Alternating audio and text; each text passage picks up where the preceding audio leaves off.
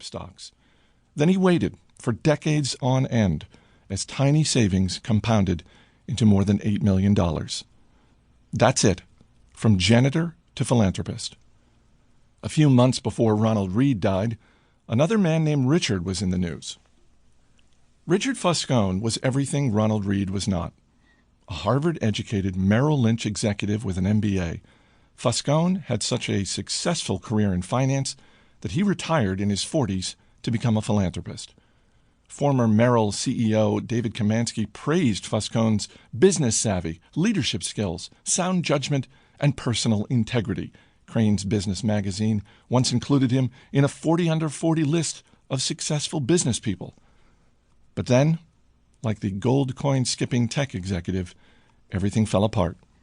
In the mid-2000s, Foscone borrowed heavily to expand an 18,000 square foot home in Greenwich, Connecticut that had 11 bathrooms, 2 elevators, 2 pools, 7 garages, and cost more than $90,000 a month to maintain.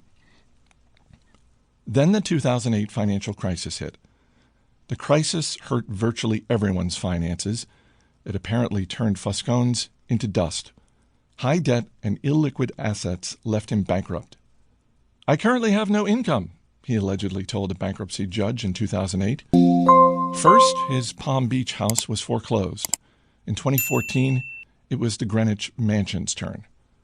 5 months before Ronald Reed left his fortune to charity, Richard Foscone's home, where guests recalled the thrill of dining and dancing atop a see-through covering on the home's indoor swimming pool, was sold in a foreclosure auction for 75% less than the insurance company figured it was worth.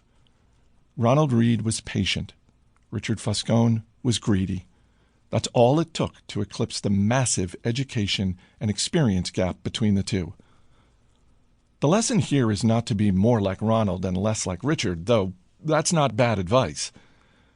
The fascinating thing about these stories is how unique they are to finance.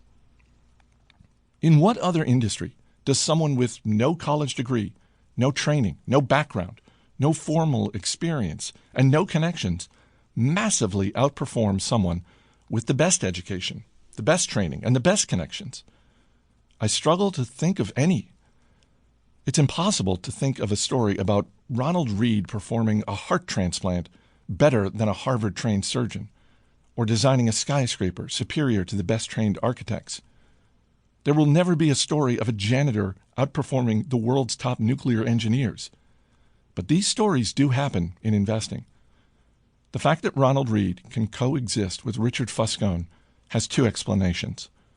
One, financial outcomes are driven by luck, independent of intelligence and effort.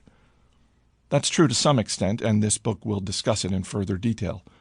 Or 2, and I think more common, that financial success is not a hard science.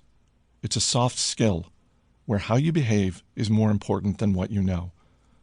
I call this soft skill the psychology of money.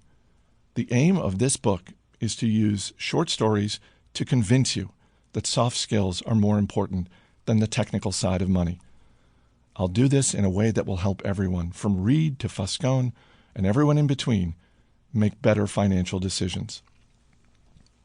These soft skills are, I've come to realize, greatly underappreciated. Finance is overwhelmingly taught as a math-based field, where you put data into a formula, and the formula tells you what to do, and it's assumed that you'll just go do it. This is true in personal finance, where you're told to have a 6-month emergency fund and save 10% of your salary. It's true in investing, where we know the exact historical correlations between interest rates and valuations.